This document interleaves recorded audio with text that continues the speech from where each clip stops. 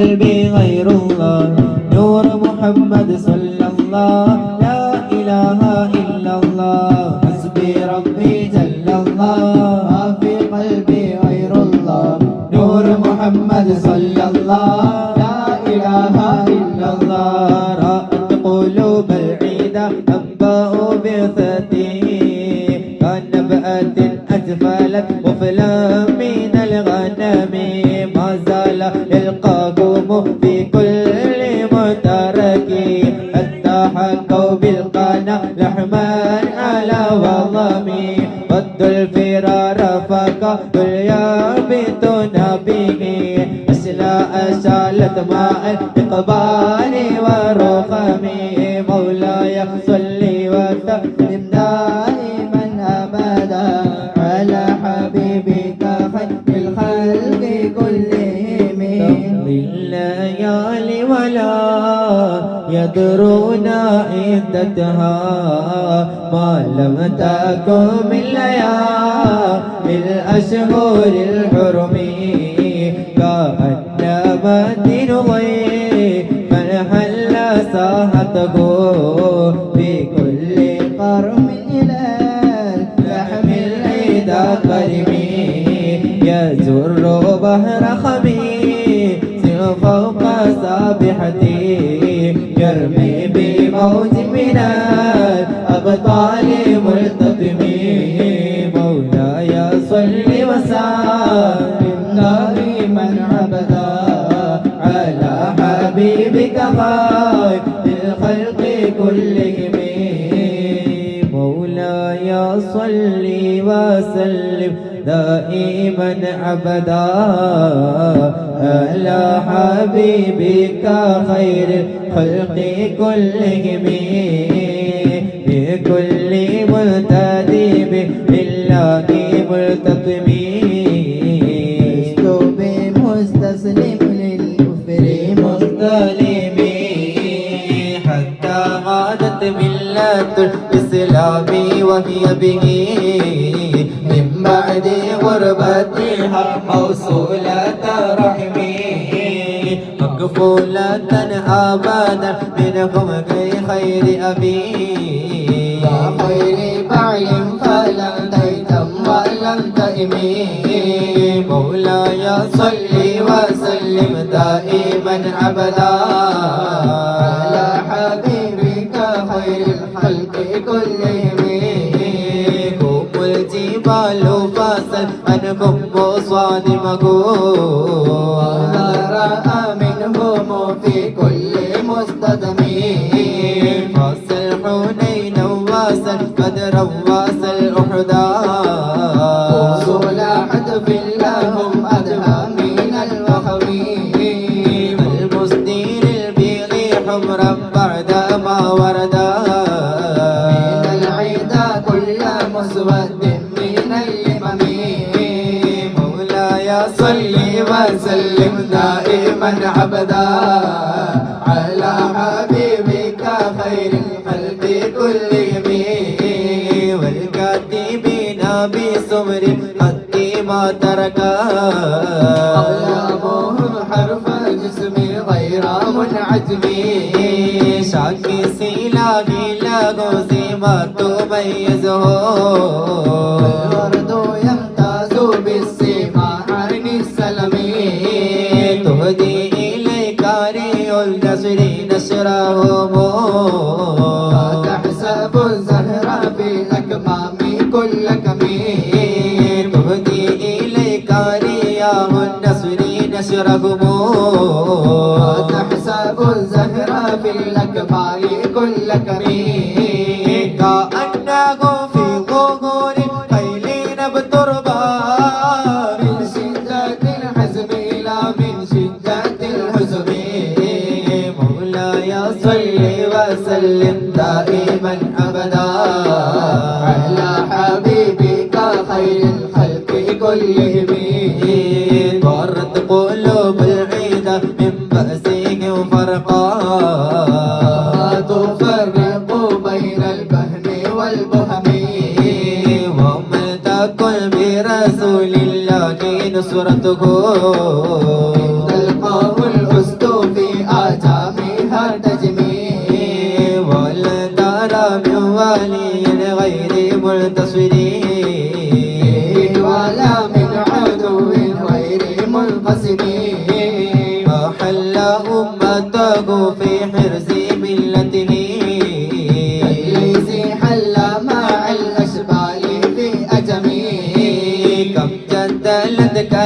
كلمات الله من جدلي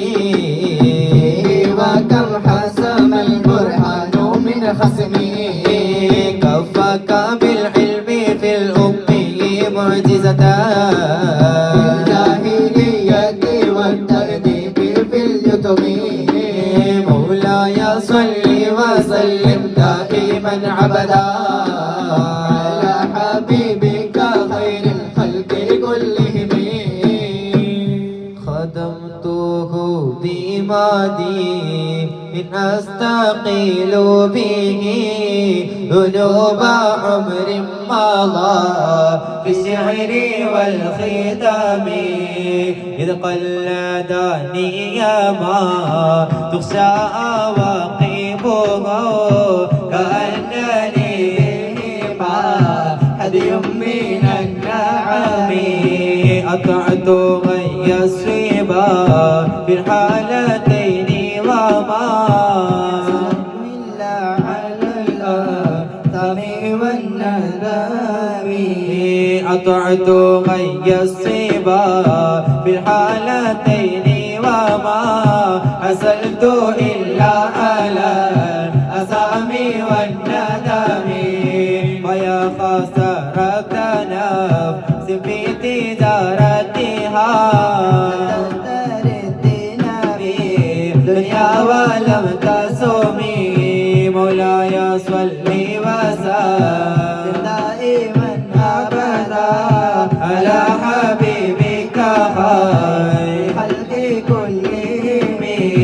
ومن بعاجلا منه بعاجله الله العبد في خير وفي سلام إن آتي ذنبا فما أتي بملتقلي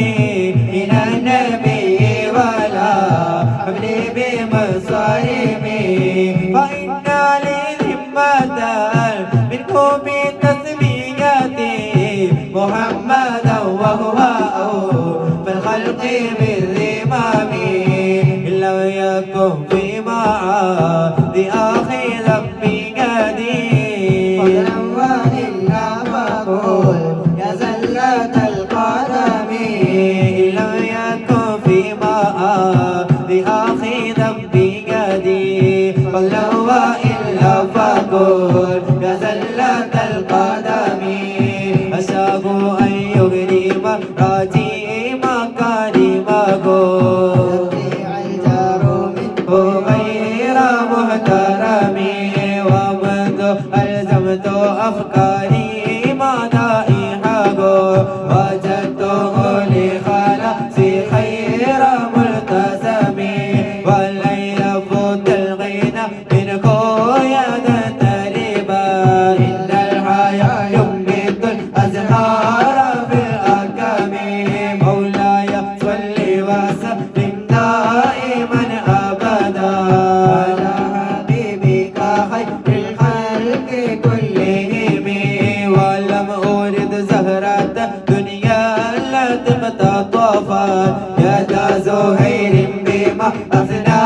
على هرمي مولاي صل وسلم دائما أبدا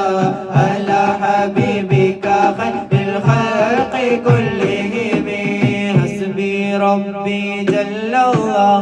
ما في قلبي غير الله نور محمد صلى الله لا إله إلا الله حسبي ربي جل الله ما في قلبي غير الله نور محمد صلى الله لا إله إلا الله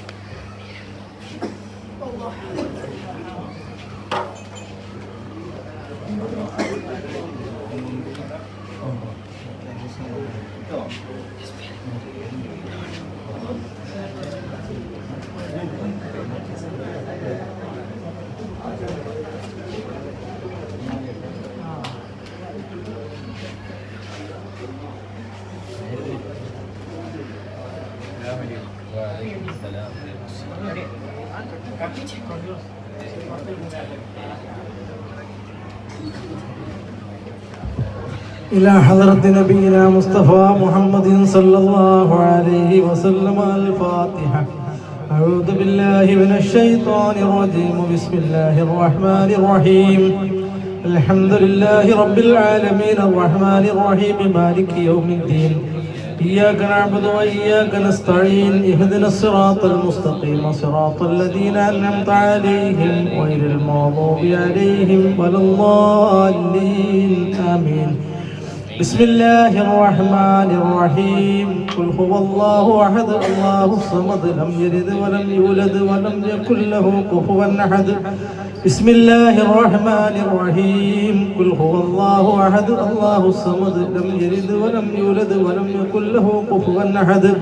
بسم الله الرحمن الرحيم. قل هو الله أحد الله الصمد لم يلد ولم يولد ولم يكن له كفوا أحد.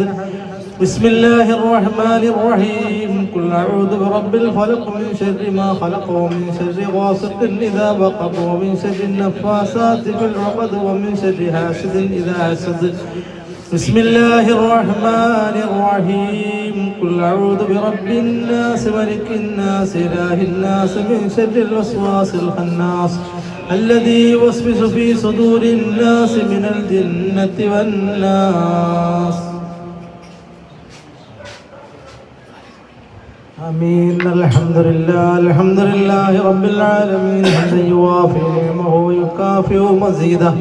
اللهم صل على سيدنا محمد وعلى آل سيدنا ومولانا محمد.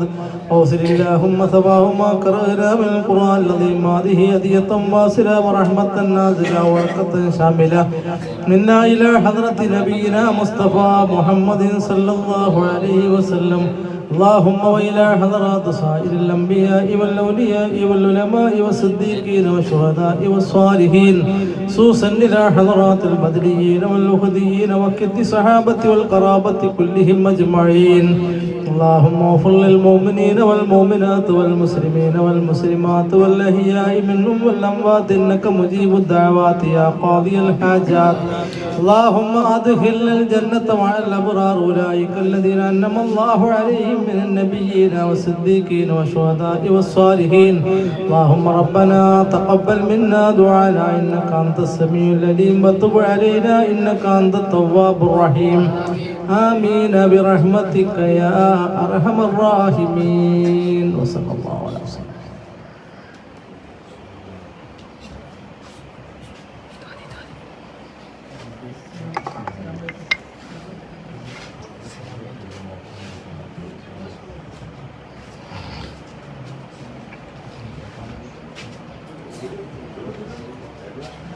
يا أكرم الخلق ما لمن آلوذ به سواك عند حلول للحديث العميم ولن يضيق رسول الله جاءك به إذا الكريم تحالى باسم منتقم مولاي صل وسلم دائما أبدا على حبيبك خير الخلق كلهم فإن من جودك دنيا وضارتها ومن علومك علم اللوح والقلم يا نفس لا تقنطي من زلات عظمات إن الكبائر في الغفران كالأمم مولاي صل وسلم دائما أبدا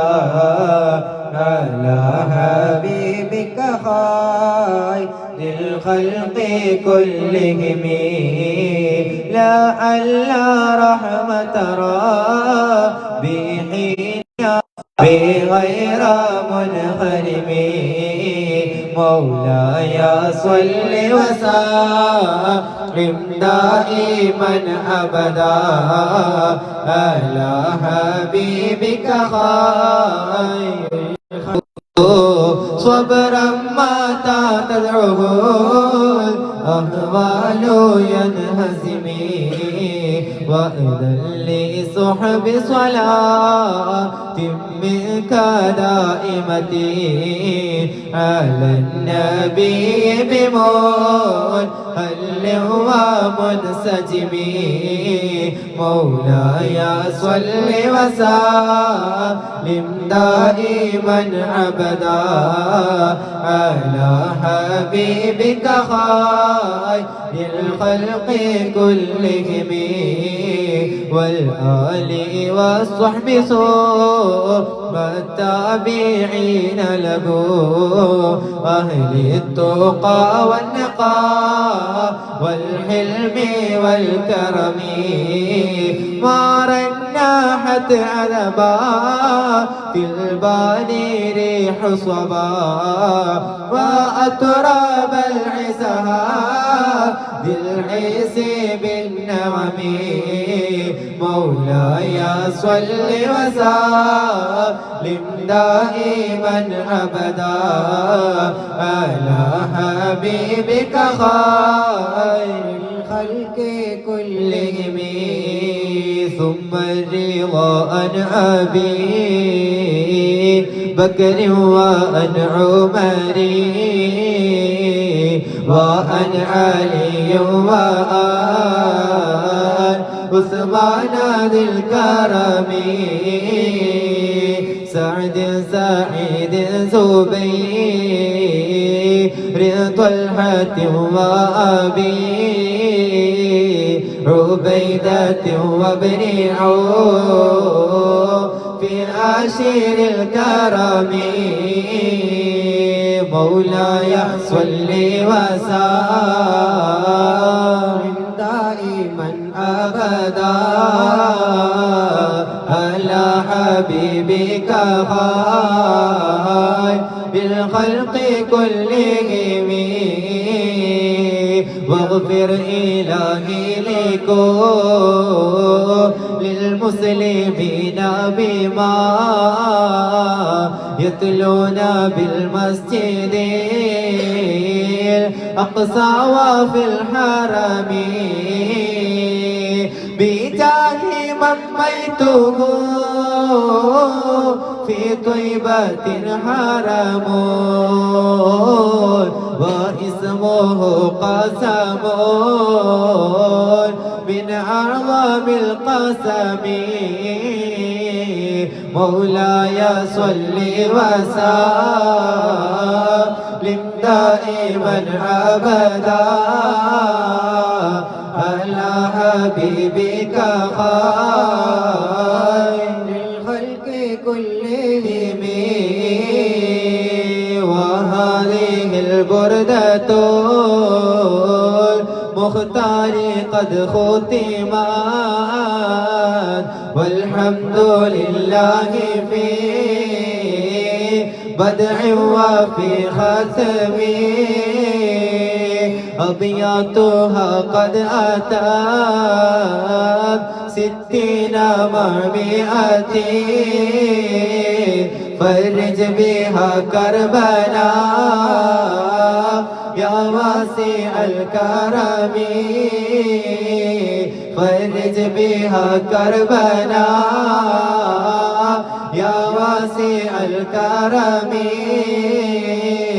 فرج بها كربنا يا واسع الكرم يا ربي بالمصطفى بلغ مقاصدنا واغفر لنا ما مضى يا واسع الكرم يا ربي بالمصطفى بلغ مقاصدنا واغفر لنا ما مضى يا واسع الكرم يا ربي بالمصطفى بلغ مقاصدنا واغفر لنا ما مضى يا واسع الكرم مولاي صل وسلم دائما ابدا على حبيبك خير الخلق كلهم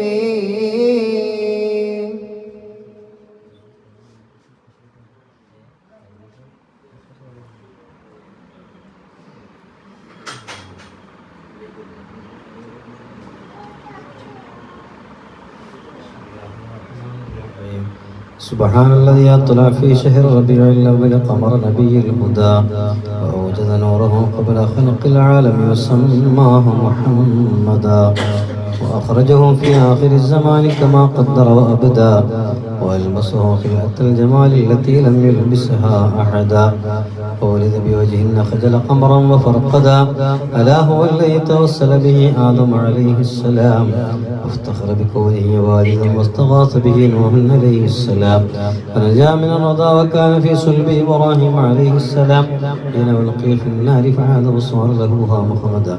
ورأته أمه آمنة رضي الله عنها حين حملت به ملائكة السماء مددا ودخل عليها الأنبياء وهم يقولون لها إذا وضعت شمس الفلاح والهدى فسميه محمدا قال الله عز وجل لقد جاءكم رسول من أنفسكم عزيز عليه ما عنتم حريص عليكم بالمؤمنين رؤوف رحيم وروي عن النبي صلى الله عليه وسلم أنه قال كنت نورا بين يدي الله عز وجل قبل أن يخلق آدم عليه السلام بألف عام يسبح الله ذلك النور تسبح الملائكة تسبيحه فلما خلق الله تعالى آدم عليه السلام ألقى ذلك النور في طينته فأهبطني الله في صلب آدم عليه السلام إلى الأرض واجعلني في السفينة في صلب نوح عليه السلام واجعلني في صلب الخليل إبراهيم عليه السلام حين قذف به في النار فلم يزل ينقلني ربي من الأصلاب الكريمة الفاخرة إلى الأرحام الزكية الطاهرة حتى أخرجني الله من بين أبوي ولم يلتقي على صفاح قط اللهم صل وسلم وبارك عليه صلى الله على سيدنا محمد صلى الله عليه وسلم صلى الله على سيدنا محمد صلى الله عليه وسلم صلى الله على سيدنا محمد صلى الله عليه وسلم الصلاة والسلام عليك يا رسول الله الصلاة والسلام عليك يا حبيب الله أنت تطلع بيننا في الكواكب كالبدور بل وأشرف منه يا سيدي خير النبي الصلاة والسلام عليك يا رسول الله الصلاة والسلام عليك يا حبيب الله أنت أم أم أبو ما رأينا فيهما مثل حسنك قط يا سيدي خير النبي الصلاة والسلام عليك يا رسول الله الصلاة والسلام عليك يا حبيب الله أنت منجينا غدا من شفاعتك الصفا من لنا مثلك يا سيدي خير النبي لا إله إلا الله لا إله إلا الله لا إله إلا الله محمد رسول الله ارتكبت على الخطا غير حصري وعدات لك أشكو فيه يا سيدي خير النبي لا إله إلا الله محمد رسول الله كلمتي حقنا لبهل المصيبة ذيك الله إننا نرجو إلى فأس حوضك للعطاس يوم نشر كتابي يا سيدي خير النبي ബലാ ആഫത്തും ഇടങ്ങേറുകൾ മുസീബത്തും നബി തങ്ങളെ ബറക്കത്തിനാൽ യമൈ കാക്കണേ യാ റബ്ബനാ الشفاعة هب لنا في القيامة مشفقا واهلنا إضاء يا سيدي خير النبي درنا وباوا സൂര്യവും മടങ്ങലോ നബി തങ്ങളെ ബറക്കത്തിനാൽ ശിഫാക്കണയ റബ്ബനാ അസ്സലാത്തു അലൻ നബി كل وقت دائما لاح نجم في السماء سيدي خير النبي داها موتد കൂട്ടിടും ഇബ്ലീസ് കോസിനെ കാട്ടിടും നേരം ലഈനവൻ കാട്ടുവാൻ നബി തങ്ങളാൽ തുണ റബ്ബനാ ബദ്രീങ്ങളാൽ തുണ റബ്ബനാ ശൈഖ് തങ്ങളാൽ തുണ റബ്ബനാ ലാ ഇലാഹ ഇല്ലല്ലാഹു لا إله إلا الله الله لا إله إلا الله محمد رسول الله.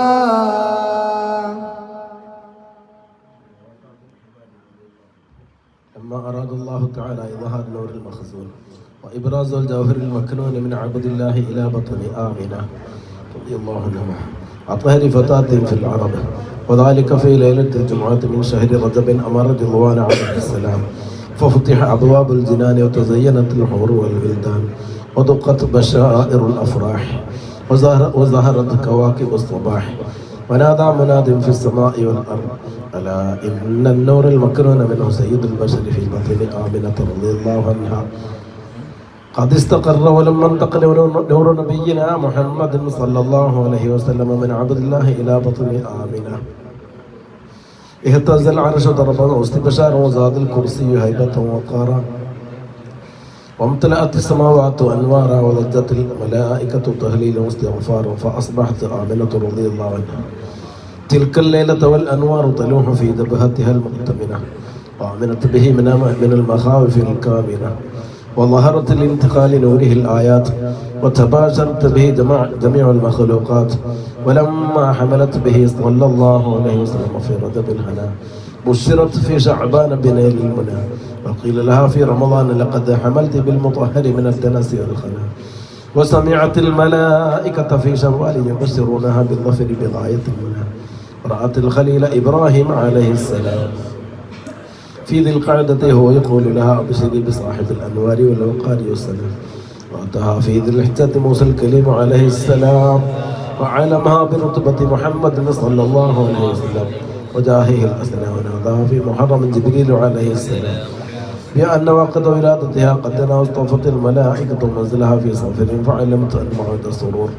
قد قرب ودنا فلما هل ربيع الأول أضاءت الأرض والسماء وأشرقت البيت واصطفى ثم لما جاء وقت الولادة وخرج منشور السعادة وجد بآمنة أمر الولادة وحان بروز شمس السعادة تلألأ الحق نورا أضاء ونشرت له في الكون أعلام الرضا وإذا بطائر أبيض قد سقط من الهواء فمر بجناحيه على بطن آمنة رضي الله عنها مستريعا فضربها المخاض ليلة الاثنين 12 من شهر ربيع الأول وولدت صبيحتها نبي ثقلين صلى الله عليه وسلم وعلى آله وصحبه أجمعين. اللهم صل وسلم وبارك عليه صلى الله على سيدنا محمد صلى الله عليه وسلم صلى الله على سيدنا محمد صلى الله عليه وسلم صلى الله على سيدنا محمد صلى الله عليه وسلم ولد الحبيب السيد المتعبد والنور من وجناته يتوقد جبريل نادى في منصة حسنه هذا مليح الكون هذا أحمد يا رب صل على النبي محمد منجي الخلائق من جهنم في عدي هذا كهيل الطرف هذا المصطفى هذا جزيل الوصف هذا السيد هذا جميل النعت هذا المرتضى هذا مليح الوجه هذا الأوحد يا رب صل على النبي محمد ننجي الخلائق من جهنم في عدي هذا الذي خلعت عليه ملابس ونفائس فنظيره لا يوجد قالت ملائكة السماء بأسره ولد الحبيب ومثله لا يولد يا رب صل على النبي محمد منجي الخلائق من جهنم في عدي بشرى لأمته برؤية وجهه هذا هو الجاه العظيم الأزيد ولدته مختونا ومكحولا كما قد جاء في الخبر الصحيح المسند صلى عليك الله يا علم الهدى ما ناح طير في الغصون يغرد يا رب صل على النبي محمد منجي الخلائق من جهنم في غدي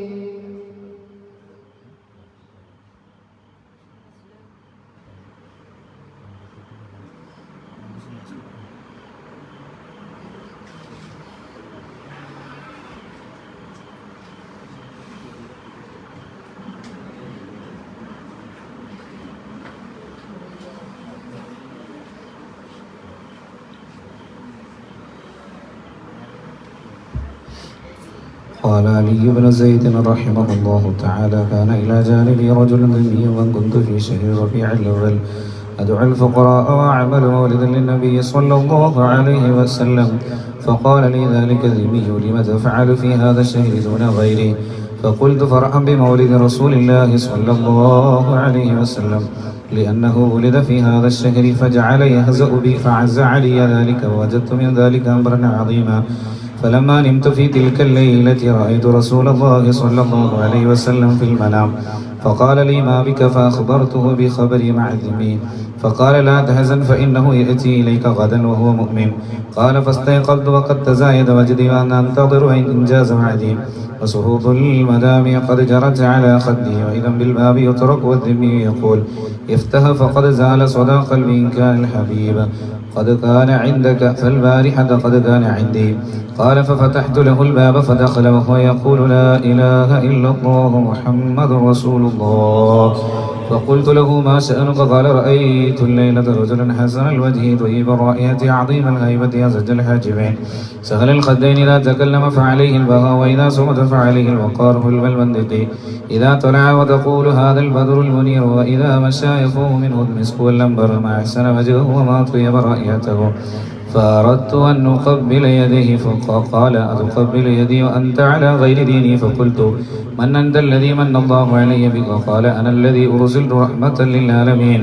أنا سيد الأولين والآخرين أنا محمد خاتم النبيين ورسول رب العالمين فقلت لا إله إلا الله محمد رسول الله ففتح يديه وعانقني ثم قال هذه الجنة وذاك القصر لك فقلت ما علامة ذلك قال أن تموت غدا قال صاحب الحكاية وبينما هو يحدثني فإذا بالباب يطرق وقائل يقول إن كنت أنت حظيت يوما باللقاء زال الجفا عنا وقد زال الشقاء فقلت له من هؤلاء قال زوجتي وابنتي قال فدخلتا وهما تقولان لا إله إلا الله محمد رسول الله فقال لهما كيف إيمانكما قالتا رأيناه كما رأيت رأي عين وإن كان وعدك بقصر فقد وعدنا بقصرين قال فمات الرجل في الوقت وفي الغد ماتت ابنته وفي اليوم الثالث ماتت زوجته رحمهم الله تعالى ورحمنا معهم الحمد لله الذي جعلنا من أمة سيدنا محمد صلى الله عليه وسلم كلما ذكره الذاكرون وغفل عن ذكره الغافلون اللهم صل وسلم وبارك عليه صلى الله على سيدنا محمد صلى الله عليه وسلم صلى الله على سيدنا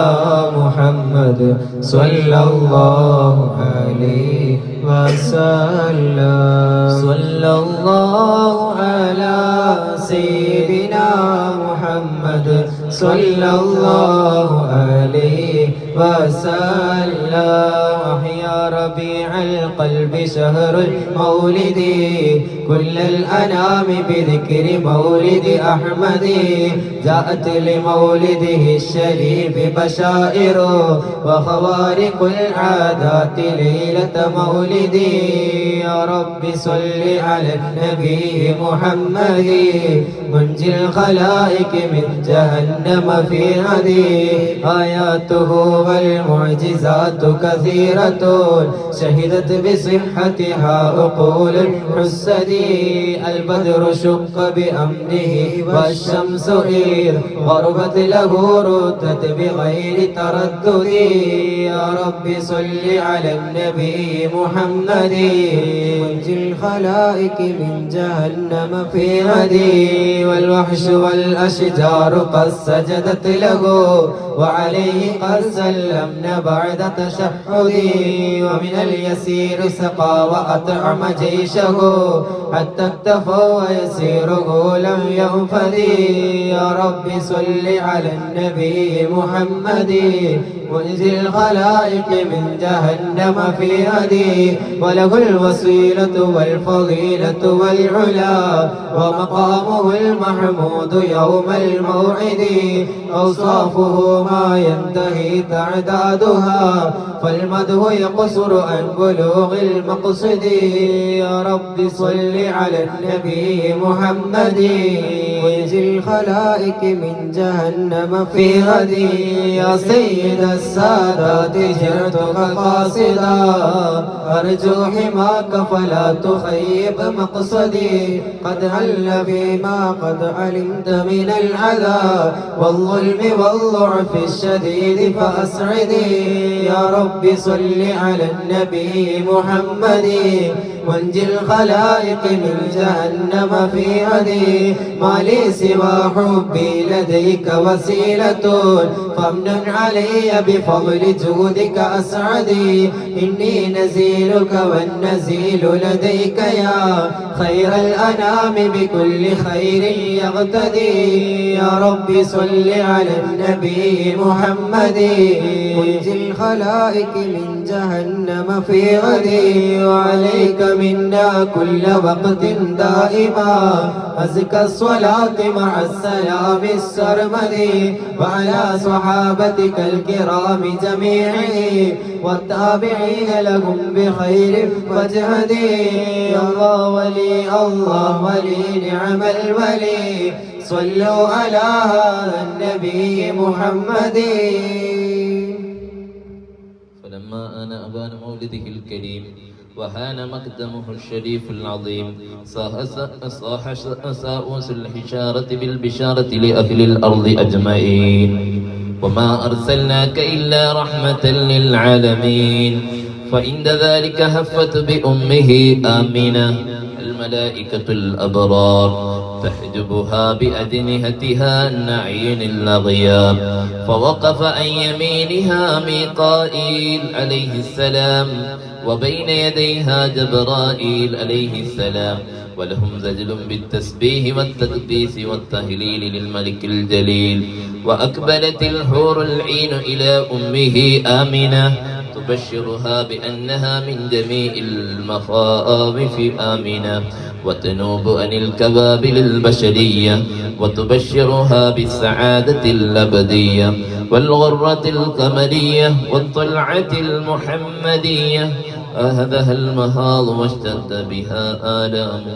فولدت النبي صلى الله عليه وسلم كأنه البدر في تمامه. اللهم صل وسلم وبارك عليه صلى الله على سيدنا محمد صلى الله عليه وسلم صلى الله على سيدنا محمد وسلم صلى الله على سيدنا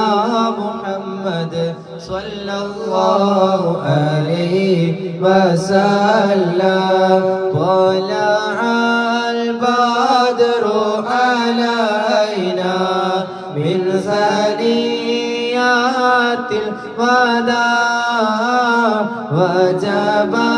الشكر علينا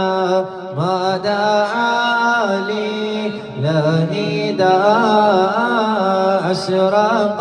البدر علينا فاختفت منه البدور مثل حسنك ما رأينا قد يا وجه السرور يا نبي سلام عليكم يا رسول سلام عليك يا حبيب سلام عليكم صلوات الله عليك أنت شمس أنت بدر أنت نور فوق نور أنت إكسير وغالي أنت مصباح الصدور يا نبي سلام عليكم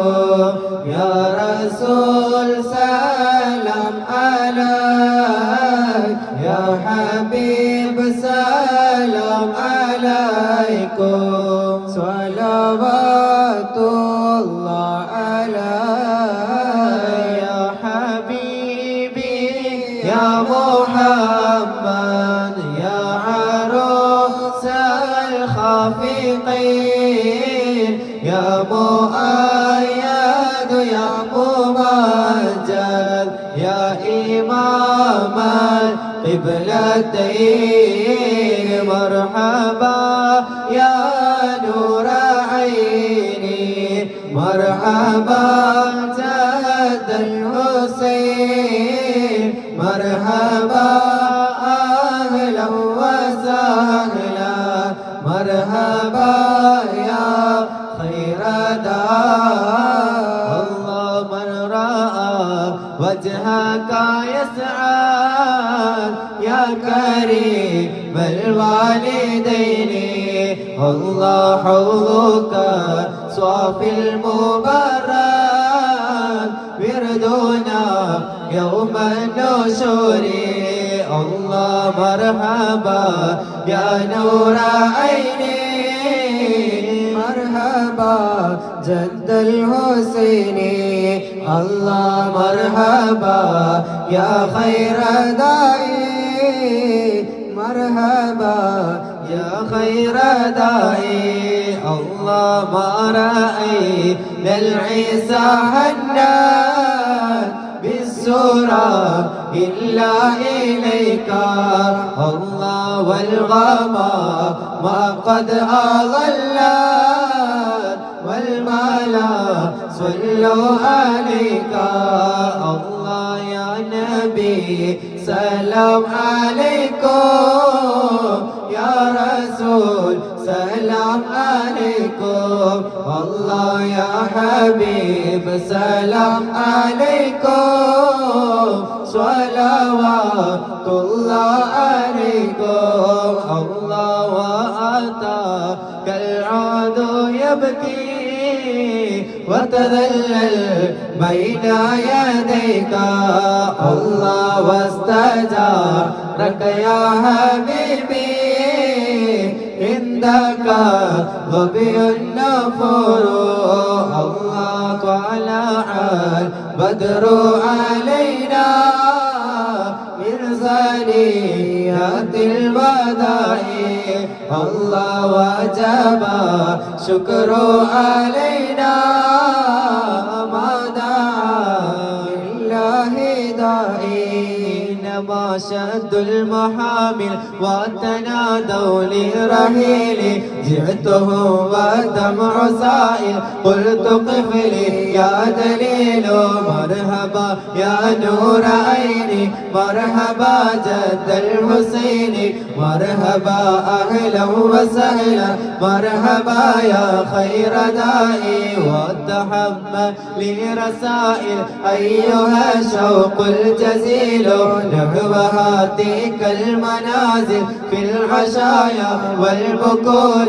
يا نبي سلام عليكم يا رسول سلام عليكم يا حبيب سلام عليكم صلوات الله عليكم كل من في الكون هام فيك يا باهي الجبين وله فيك غرام واشتياق وحنين طلع البدر علينا من ثنيات الوداع وجب شكر علينا ما دعا لله داعي في معانيك الأنام قد تبدت حائرين أنت لرسل ختام أنت للمولى شكور يا نبي سلام عليكم يا رسول سلام عليكم يا حبيب سلام عليكم صلوات الله عليكم عبدك المسكين يرجو فضلك الجم الغفير فيك قد أحسنت ظني يا رسول الله يا بشير يا نذير يا حبيب الله يا نبي سلام عليكم يا رسول سلام عليكم يا حبيب سلام عليكم يا رسول الله صلوات الله عليكم يا حبيب الله فأغثني وأجرني يا مجير من السعير يا غياثي يا ملاذي يا رسول الله في ملمات الأمور يا حبيب الله مرحبا يا نور عيني مرحبا جد الحسين مرحبا أهلا وسهلا يا رسول الله مرحبا يا خير داعي يا حبيب الله فاز عبد قد تملى وانجلى عنه الهموم فيك يا بدر تجلى يا رسول الله فلك الوصف الحسين يا حبيب الله طلع البدر علينا من ثنيات الوداع وجب الشكر علينا يا رسول الله ما دعا لله داعي يا حبيب الله ليس أزكى منك أصلا قد يا جد الحسين فعليك الله صلى يا رسول الله دائما طول الدهور يا حبيب الله يا نبي سلام عليكم يا رسول سلام عليكم يا حبيب سلام عليكم يا رسول الله صلوات الله عليكم يا حبيب الله يا ولي الحسنات يا رفيع الدرجات صلى الله على محمد صلى الله عليه وسلم كفرا عني ذنوبي واغفرا لسيئاتي صلى الله على محمد صلى الله عليه وسلم أنت غفار الخطايا والذنوب الموبقات صلى الله على محمد صلى الله عليه وسلم أنت ستار المساوي ومقيل العثرات صلى الله على محمد صلى الله عليه وسلم عليم سري وأخفى مستجيب الدعوات صلى الله على محمد صلى الله عليه وسلم ربنا ارحمنا جميعا لجميع الصالحات ربنا ارحمنا جميعا لجميع الصالحات ربنا ارحمنا جميعا لجميع الصالحات آمين آمين آمين آمين آمين يا رب العالمين.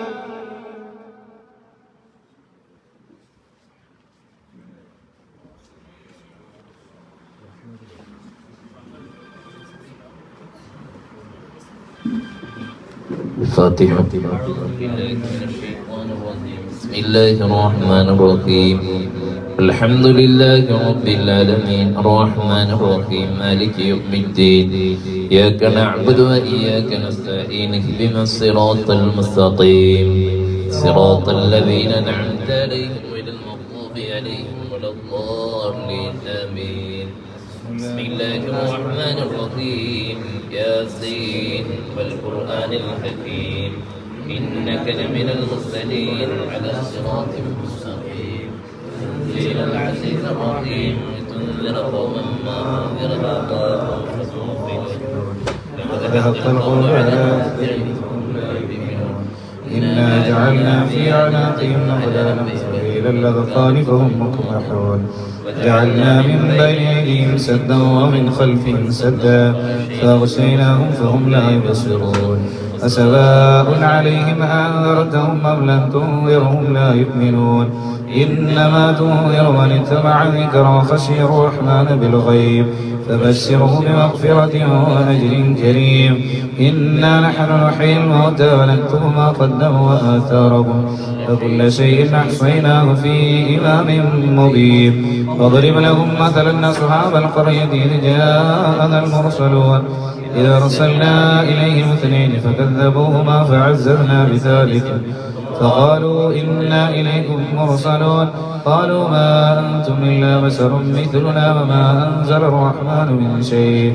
إن أنتم إلا تكذبون. قالوا ربنا يعلم إنا إليكم لمرسلون وما علينا إلا البلاغ المبين. قالوا إنا تطيرنا بكم لئن لم تنتهوا لنرجمنكم وليمسنكم منا عذاب أليم. قالوا طائركم معكم إن ذكرتم بل أنتم قوم مسرفون. وجاء من أقصى المدينة رجل يسعى قال يا قوم اتبعوا المرسلين اتبعوا من لا يسألكم أجرا وهم مهتدون. فما لي لا أعبد الذي فطرني وإليه ترجعون. أتخذ من دونه آلهة إن يردني الرحمن بضر لا تغني عني شفاعتهم شيئا ولا ينقذون. إني إذا لفي ضلال مبين. إني آمنت بربكم فاسمعون. قيل ادخل الجنة قال يا ليت قومي يعلمون بما غفر لي ربي وجعلني من المكرمين. وما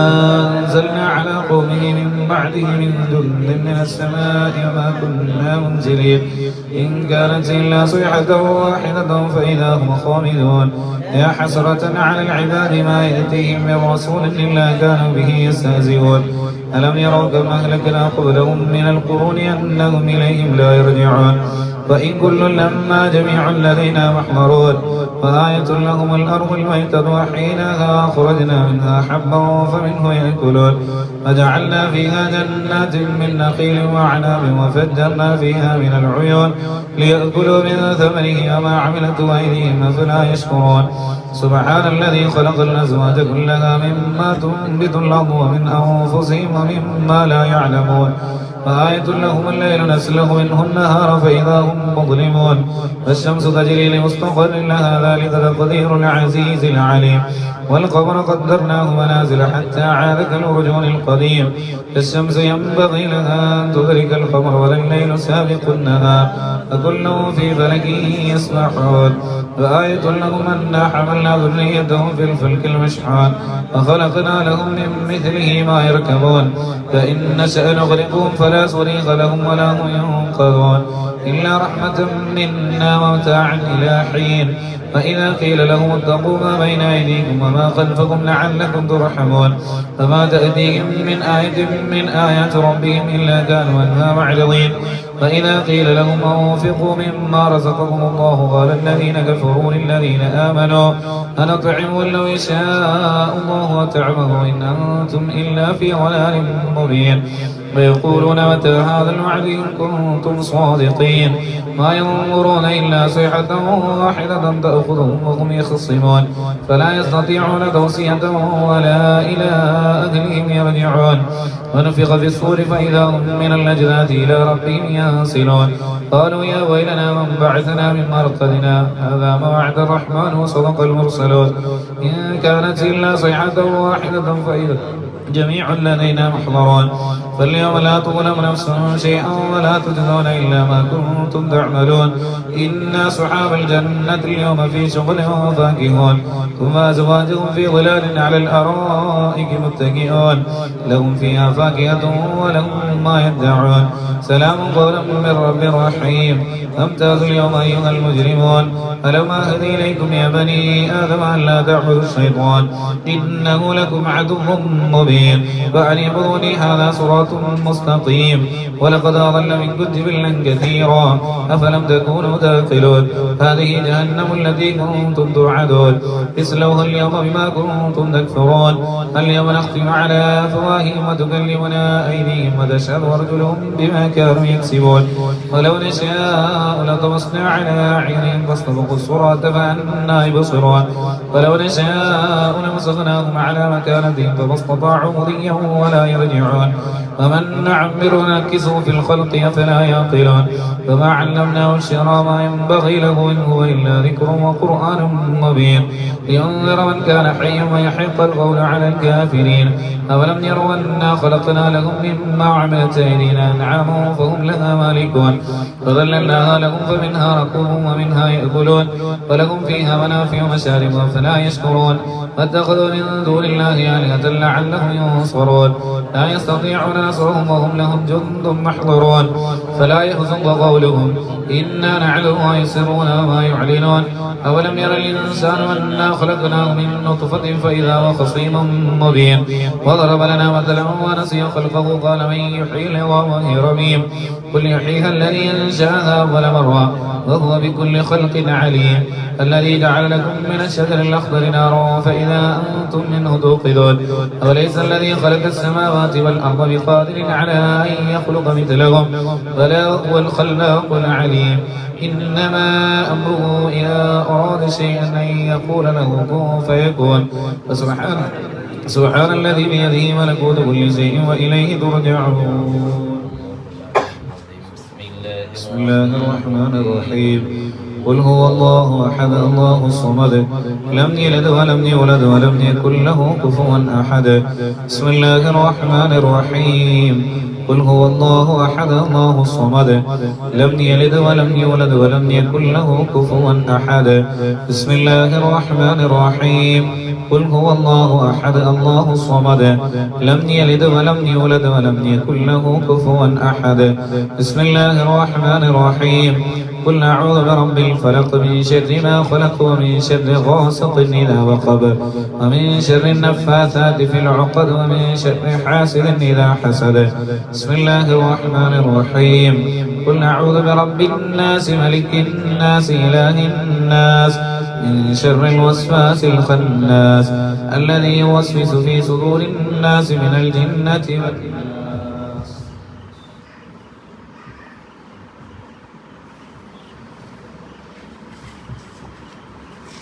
അല്ലാഹു തആല നാം ചൊല്ലിയ പൂർണ്ണമായി ചൊല്ലി റസൂലുള്ളാഹി സ്വല്ലല്ലാഹു അലൈഹി വസല്ലമ തങ്ങളുടെ മൗലിദ് നമ്മൾ പാരായണം ചെയ്തു. എല്ലാം അല്ലാഹു കബൂലാക്കുമാറാവട്ടെ. അല്ലാഹു തആല ഈ വീട്ടുകാരുടെ എല്ലാ ഹലാലായ മുറാദുകളും അല്ലാഹു ഹാസിലാക്കി കൊടുക്കുമാറാവട്ടെ. എല്ലാ പ്രയാസങ്ങളും അല്ലാഹു തആല അകറ്റി കൊടുക്കുമാറാവട്ടെ. അവരെന്തെല്ലാം ഉദ്ദേശം വെച്ചിട്ടാണോ ഈ സദസ്സ് സംഘടിപ്പിച്ചത് അതിനെല്ലാത്തിലും ഫതഹ് അല്ലാഹു നൽകുമാറാവട്ടെ. നബിയെ കൊണ്ട് വിജയിക്കുന്ന ഭാഗ്യവാന്മാരിൽ അല്ലാഹു തആല അവരെയും നമ്മളെയും അല്ലാഹു ഉൾപ്പെടുത്തുമാറാവട്ടെ. പരിശുദ്ധ ഖുർആനിൽ അല്ലാഹു തആല പറഞ്ഞു, ഖുൽ ബിഫദ്ലില്ലാഹി വബിറഹ്മതിഹി ഫബിദാലിക ഫല്യഫ്റഹു വഖൈറു മിമ്മാ യജ്മഊൻ. റസൂലുള്ളാഹി സ്വല്ലല്ലാഹു അലൈഹി വസല്ലമ തങ്ങളുടെ സദസ്സാണ് ദുനിയാവിൽ വെച്ച് ഏറ്റവും സംഘടിപ്പിക്കുന്നതിൽ വെച്ച് ഏറ്റവും ഉത്തമമായ സദസ്സ്. അതുകൊണ്ട് ഇതൊന്നും വെറുതെയാവുകയില്ല. ഇതിനെല്ലാം ജീവിതത്തിൽ നമുക്ക് അത് അറിയും. അല്ലാഹു തആല അത്തരത്തിൽ മൗലിദ് സദസ്സായി നമ്മളിൽ നിന്ന് അല്ലാഹു സദസ്സ് സ്വീകരിക്കുമാറാവട്ടെ. എന്ത് സ്ഥാനമുണ്ടോ അതെല്ലാം നമുക്ക് ലഭിക്കും. ശുദ്ധമായ റസൂലുള്ളാഹി സ്വല്ലല്ലാഹു അലൈഹി വസല്ലം തങ്ങളുടെ നിങ്ങൾക്കറിയാമല്ലോ, മഹാനായ ഹസ്സാൻ ഇബ്നു സാബിത്ത് റളിയല്ലാഹു അൻഹുവിന് മഹാനായ ഷഫീഉനാ ത്വഹ റസൂലുള്ളാഹി സ്വല്ലല്ലാഹു അലൈഹി വസല്ലമ അല്ലാഹുമ്മ അയ്യിദുഹു ബിറൂഹിൽ ഖുദ്സ് എന്ന പ്രാർത്ഥന കൊണ്ട് റസൂലുള്ളാഹി സ്വല്ലല്ലാഹു അലൈഹി വസല്ലമ ഹസ്സാൻ ബിൻ സാബിത്തിനെ അനുഗ്രഹിച്ചിട്ടുണ്ട് എങ്കിൽ, അതുപോലെ കഅബ് ബിൻ സുബൈർ റളിയല്ലാഹു അൻഹുവിനെ അവിടെ നിന്ന് അനുബോധിച്ചിട്ടുണ്ട് എങ്കിൽ, നമുക്കും ഹബീബിന്റെ പദ്യങ്ങൾ പാരായണം ചെയ്തതുകൊണ്ട് നമുക്കൊന്നും വെറുതെയാവുകയില്ല. അതിനെല്ലാം ആഖിറത്തിൽ വലിയ സ്ഥാനം നമുക്ക് ലഭിക്കും. അല്ലാഹു തആല മുത്തുനബിയെ ഇഷ്ടം വെക്കുന്ന അവിടുത്തെ മുഹിബ്ബീങ്ങളിൽ അല്ലാഹു തആല നമ്മെ ഉൾപ്പെടുത്തുമാറാവട്ടെ. നമ്മുടെ പരിഭവം പറയാൻ, നമ്മുടെ എല്ലാ പ്രശ്നങ്ങളും അതിനെല്ലാം ഫത്ഹ് ഉണ്ടാവാൻ ഹബീബിലൂടെ നമുക്ക് സാധിക്കും. മഹാനായ ആദം നബി അലൈഹിസ്സലാമിനെ മുത്തുനബിയുടെ കൊണ്ട് അവിടുന്ന് തൗബ സ്വീകരിച്ചിട്ടുണ്ട്. അതുപോലെ മുൻഗാമികളായ മഹാന്മാരിലൂടെ പല സംഭവങ്ങളും നമുക്ക് കാണാൻ നമുക്ക് സാധിക്കും. അല്ലാഹു തആല അത്തരത്തിൽ നമ്മുടെ എല്ലാ വിഷമങ്ങളും ഈ സദസ് മുഖേന അല്ലാഹു തആല നീക്കി തരുമാറാവട്ടെ. ബുസരി ഇമാമിന് വലിയ അവിടുത്തെ പ്രയാസപ്പെട്ട രോഗം മാറിയിട്ടുണ്ട് എങ്കിൽ അല്ലാഹു തആല നാം നേരിടുന്ന എല്ലാ രോഗങ്ങളിൽ നിന്നും, അതുകൊണ്ട് പലരും ദുആ കൊണ്ട് ഏൽപ്പിച്ചിട്ടുണ്ട്, എല്ലാ രോഗങ്ങളും അല്ലാഹു തആല ശമനം നൽകുമാറാവട്ടെ. നാളെ ജന്നാത്തുൻ നഈമിൽ മുത്തുനബിയുടെ കൂടെ അല്ലാഹു തആല നമ്മെയും ഈ വീട്ടുകാരെയും ഈ വീട്ടുകാരിൽ നിന്ന് അതുപോലെ ബന്ധപ്പെട്ടവരിൽ നിന്ന് ആരൊക്കെ മരണപ്പെട്ടിട്ടുണ്ടോ അവരുടെയൊക്കെ ഹളറത്തിലേക്ക് ഇതിന്റെ സദസ്സ് എത്തിച്ച് അവരെയും നമ്മളെയും അല്ലാഹു തആല ജന്നാത്തുൻ നഈമിൽ അല്ലാഹു ഒരുമിച്ച് കൂട്ടിത്തരുമാറാവട്ടെ. അൽഹംദുലില്ലാഹി റബ്ബിൽ ആലമീൻ ഹംദൻ യുവാഫി നിഅമഹു വയുകാഫി മസീദാ. اللهم صل على سيدنا محمد وعلى آل سيدنا محمد. اللهم صلاة تنجينا بها من جميع الأهوال والبليات وتسلمنا بها من جميع الأسقام والآفات وتطهرنا بها من جميع السيئات وتغفر لنا بها جميع الخطيئات وتقضي لنا بها جميع الحاجات وترفعنا بها عندك على الدرجات وتبلغنا بها أقصى الغايات من جميع الخيرات في الحياة وبعد الممات. اللهم إنا نتوسل إليك باسمك العظيم وبجاه نبيك الكريم ووليك العظيم أن تكفر عنا الذنوب وتستر العيوب وتحسن الأخلاق وتوسي الأرزاق وتشفي الأسقام وتعافي الآلام وأن تدفع عنا وأن نغلب بلدنا وبيتنا هذا السم الناقع والداء القامع والوباء القاطع إنك مجيب سامع. وأن تصرف عنا الطاغون والبلاء وتعصمنا من ذلك هلك والوباء وتحجبنا بنورك من شر عدونا وشر الملعون ومن شر الوباء والطاغون. اللهم لا تؤاخذنا بسوء أفعالنا ولا تهلكنا بخطايانا. اللهم إنا نسألك أن تعيذنا من عذاب القبر وتؤمننا من الفزع الأكبر وتنجينا عن دار البوار وتسكن الفردوس من دار القرار بحق سيدنا محمد صلى الله عليه وسلم وآل سيدنا محمد صلى الله عليه وسلم. أرحم الرحمن يا تاج سيدا يا مالك الملوك يا الله. റബ്ബേ, ഞങ്ങള് പാപികളാണ്, ദോഷികളാണ്. ധാരാളം തെറ്റുകുറ്റങ്ങൾ ഞങ്ങളുടെ ജീവിതത്തിൽ നിന്ന് വന്നു പോയിട്ടുണ്ട്. എല്ലാം നീ മാപ്പാക്കണം അല്ലാഹ്. നീ ഞങ്ങളിൽ നിന്ന് മാപ്പാക്കണം അല്ലാഹ്. ദോഷത്തിന്റെ കാഠിന്യം കൊണ്ട് ഞങ്ങളുടെ ദുആന നീ തട്ടല്ല അല്ലാഹ്. റബ്ബേ, ഞങ്ങൾ മുത്ത് നബിയുടെ പേരിൽ അവിടുത്തെ പ്രകീർത്തനങ്ങൾ പാടി റഹ്മാനായ തമ്പുരാന് അവിടുത്തെ ഫضല് കൊണ്ട് റഹ്മാനായ തമ്പുരാന് ഞങ്ങളുടെ എല്ലാ ദോഷങ്ങളും നീ പുറത്തു മാഫാക്കി തരണം അല്ലാഹ്. അവിടുത്തെ ഹളറത്തിലേക്ക് ഞങ്ങളുടെ ഈ മജ്ലിസിനെ എത്തിക്കണം അല്ലാഹ്. റബ്ബേ, ശഫീഉനാ ത്വഹാ റസൂലുള്ളാഹി സ്വല്ലല്ലാഹു അലൈഹി വസല്ലമ പരിശുദ്ധ ഖുർആനിലൂടെ നമുക്ക് പറഞ്ഞു തന്നതാണല്ലോ. ഹബീബ് നമ്മുടെ പ്രവർത്തനങ്ങൾ ഫസയറല്ലാഹു അബ്ദുല്ലാഹു വറസൂലുഹു എന്ന് റസൂലുള്ളാഹി സ്വല്ലല്ലാഹു അലൈഹി വസല്ലമ തങ്ങൾ നമ്മുടെ പ്രവർത്തനങ്ങളെ കാണുന്നുണ്ട്. ഷഫീഉനാ ത്വഹ റസൂലുള്ളാഹി സ്വല്ലല്ലാഹു അലൈഹി വസല്ലമ തങ്ങൾ കാണുന്ന സമയത്ത് അവിടുത്തെ ഇഷ്ടം വെക്കുന്ന, അവിടെ തൃപ്തിപ്പെടുന്ന പ്രവർത്തനങ്ങൾ ജീവിതത്തിൽ ധാരാളം ചെയ്യാൻ ഞങ്ങൾക്ക് നീ തൗഫീഖ് നൽകണം അല്ലാഹ്. ഈ സദസ്സ് കണ്ട് സന്തോഷിക്കുന്ന, അവിടുത്തെ പൊരുത്തം കാംക്ഷിക്കാൻ ഞങ്ങൾക്ക് നീ ഭാഗ്യം നൽകണം അല്ലാഹ്, തൗഫീഖ് നൽകണം അല്ലാഹ്. റഹ്മാനായ തമ്പുരാനെ, റസൂലുള്ളാഹി സ്വല്ലല്ലാഹു അലൈഹി വസല്ലമ തങ്ങളെ ഈ മാസത്തിൽ അവിടുത്തെ പേരിൽ ഞങ്ങൾ ചൊല്ലി അത് മുഖേന ഞങ്ങളുടെ എല്ലാ സകല മുറാദുകളും നീ ഹാസിലാക്കി തരണം അല്ലാഹ്. ഈ വീട്ടുകാരുടെ എല്ലാ പ്രശ്നങ്ങളിൽ നിന്നും പ്രശ്നങ്ങൾ നീ പരിഹരിക്കണം അല്ലാഹ്. രോഗികളുടെ രോഗങ്ങളെല്ലാം ശിഫ നൽകണം അല്ലാഹ്. റഹ്മാനായ തമ്പുരാനെ, ഒരു ആഫത്തെ അടങ്ങേറുകളിൽ നിന്ന് നീ രക്ഷിക്കണം അല്ലാഹ്. റബ്ബേ, ഞങ്ങളോട് ദുആ കൊണ്ട് കടമപ്പെട്ട പലരും ഞങ്ങളോട് 6 അടി മണ്ണിൽ വിട്ടുപിരിഞ്ഞിട്ടുണ്ട്, 6 അടി മണ്ണിൽ കിടക്കുന്നുണ്ട്. അവരുടെ ഹദറത്തിലേക്ക് നീ എത്തിക്കണം അല്ലാഹ്. മറ്റ് അമ്പിയാക്കളെ ഔലിയാക്കളുടെ ഹദറത്തിലേക്ക് എത്തിക്കണം അല്ലാഹ്. റബ്ബേ, ഒരു പ്രയാസവും അവർക്ക് നീ നൽകല്ല അല്ലാഹ്. റഹ്മാനായ തമ്പുരാനെ, ഞങ്ങളുടെ ഉപ്പാക്ക് അതുപോലെ ഞങ്ങളിൽ നിന്ന് വിട്ടുപിരിഞ്ഞ ഞങ്ങളുടെ ബന്ധുക്കൾക്ക് ഞങ്ങൾ കൊടുക്കാൻ ദുആയല്ലാതെ ഒന്നുമില്ല, നീ സ്വീകരിക്കണം അല്ലാഹ്. ഇതിന്റെ എല്ലാ ഫളലും അവരുടെ ഖബറിലേക്ക് നീ എത്തിക്കണം അല്ലാഹ്. അവരുടെ ജീവിതത്തിൽ ചെയ്ത സകല സല്ലാത്തുകളും നീ മാപ്പാക്കണം അല്ലാഹ്. അവരെയും ഞങ്ങളെയും മുത്ത് നബിയുടെ കൂടെ ആരെങ്കിലും വല്ല പ്രയാസവും അനുഭവപ്പെടുന്നുണ്ടെങ്കിൽ മുത്ത് നബിയുടെ ഈ മൗലിദിന്റെ സദസ്സിന്റെ ബർക്കത്ത് കൊണ്ട് നീ നീക്കി കൊടുക്കണം അല്ലാഹ്. റഹ്മാനായ തമ്പുരാനെ, ഞങ്ങളുടെ ദുആ നീ സ്വീകരിക്കണം അല്ലാഹ്. റബ്ബേ, പലരും ദുആ കൊണ്ട് ഏൽപ്പിച്ചവരുണ്ട്. നീ എല്ലാവരുടെയും ഹലാലായ മുറാദുകൾ നീ ഹാസിലാക്കി തരണം അല്ലാഹ്. മക്കളില്ലാത്തവർക്ക് സ്വാലിഹായ സന്താനത്തെ നീ പ്രദാനം ചെയ്യണം അല്ലാഹ്. റബ്ബേ, തന്ന മക്കളെ നീ നന്നാക്കി തരണം അല്ലാഹ്. അവരുടെ ജോലിയിൽ അതുപോലെ അവരുടെ പഠനത്തിലെല്ലാം നീ പുരോഗതി നൽകണം അല്ലാഹ്. റഹ്മാനായ തമ്പുരാനെ, റബ്ബേ, മക്കളെ കൊണ്ട് ചീത്തപ്പേര് കഴിക്കുന്ന ഭാഗ്യം കെട്ടവരിൽ രക്ഷിതാക്കളിൽ ഞങ്ങളെ നീ ഉൾപ്പെടുത്തല്ല അല്ലാഹ്. മക്കളെയും ഭാര്യമാരെയും റഹ്മാനായ തമ്പുരാനെ സന്താനങ്ങളെയും എല്ലാവരെയും നീ നന്നാക്കി തരണം അല്ലാഹ്. അവരെ സ്വാലിഹീങ്ങളിൽ നീ ഉൾപ്പെടുത്തണം അല്ലാഹ്. മുഖ്ലിസീങ്ങളിൽ നീ ഉൾപ്പെടുത്തണം അല്ലാഹ്. മുത്തഖീങ്ങളിൽ നീ ഉൾപ്പെടുത്തണം അല്ലാഹ്. റഹ്മാനായ തമ്പുരാനെ, രോഗം കൊണ്ട് ദുആ കൊണ്ട് ഏൽപ്പിച്ചവരുണ്ട്. എല്ലാവരുടെയും ചെറുതും വലുതുമായ രോഗങ്ങൾ നീ ശിഫ നൽകണം അല്ലാഹ്. അപസ്മാര രോഗികൾ